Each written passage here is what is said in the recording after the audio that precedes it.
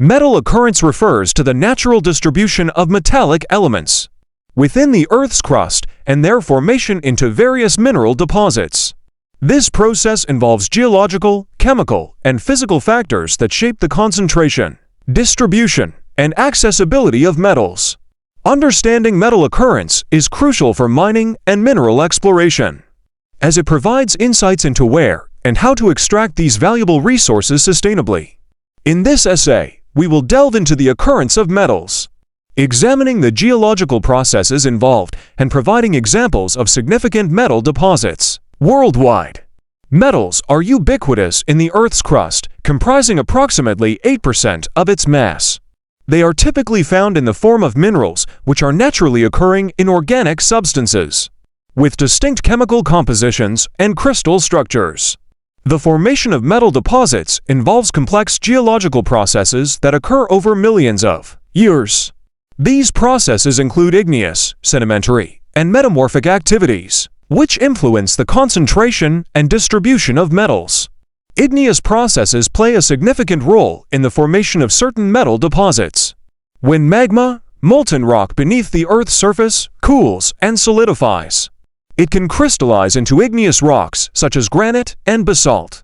During this process, certain elements, including metals, become concentrated in specific minerals due to their chemical properties and crystal structures. For example, copper deposits often form in association with intrusive igneous rocks like granite, where copper-bearing minerals such as chalcopyrite and bornite crystallize from cooling magma. Sedimentary processes also contribute to the occurrence of metal deposits. Sedimentary rocks are formed from the accumulation and lithification of sediments, which may contain mineral particles derived from the weathering and erosion of pre-existing rocks. As sediments undergo compaction and cementation, they can form sedimentary rocks like sandstone, shale, and limestone, within which metal-bearing minerals may accumulate.